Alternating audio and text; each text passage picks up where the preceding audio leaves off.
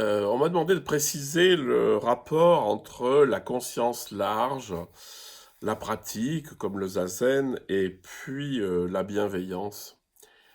Et c'était un peu dans le désordre, alors je vais mettre un tout petit peu de clarté, j'espère, dans tout ça.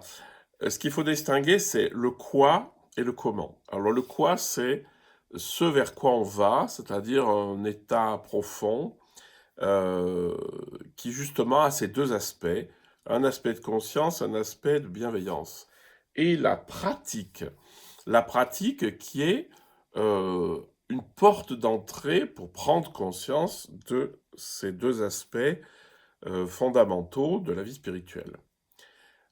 Si je pars de l'autre côté, c'est-à-dire si je pars de la pratique, si je pars du zazen, donc le zazen ou n'importe quelle pratique méditative, donc vous êtes assis, vous prenez conscience de votre corps, et en fait c'est une pratique, si elle est bien faite, qui ouvre la conscience, puisque on prend conscience de notre corps posé là, du monde qui nous entoure, de ce qu'on entend, de ce qu'on voit, de tout ce qui est là, présent dans la réalité. Et ça permet d'ouvrir la conscience.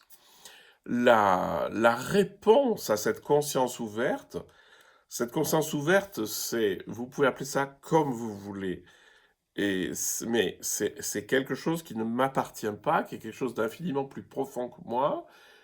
C'est ce que les religions vont appeler Dieu. Il y en a qui vont appeler ça le soi avec un S majuscule, ce qui est pas forcément clair. C'est cette expérience du fond.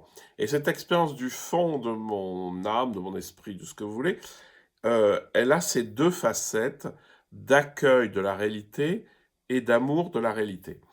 Et si justement cette conscience est une conscience infinie, une conscience absolue, elle est pétrie de la bienveillance. C'est-à-dire que lorsque je n'ai plus aucun intérêt personnel, lorsque je me suis complètement oublié, tout ce que je vais voir, je vais simplement avoir une attitude bienveillante. Et c'est de ça dont il s'agit.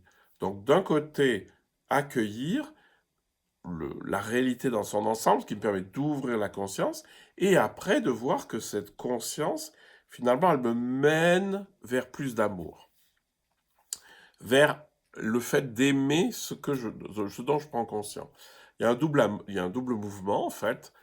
Ce que je connais, je peux l'aimer, ça c'est Saint-Augustin, mais aussi, à partir du moment où je suis uniquement bienveillance, ça me permet de connaître les autres, de connaître le monde, d'aller vers le monde et d'ouvrir la conscience. C'est que c'est pas avant-après, mais c'est que les deux pôles de la spiritualité se complètent. D'un côté, l'ouverture totale de la conscience, et de l'autre côté, la bienveillance qui jaillit du fond.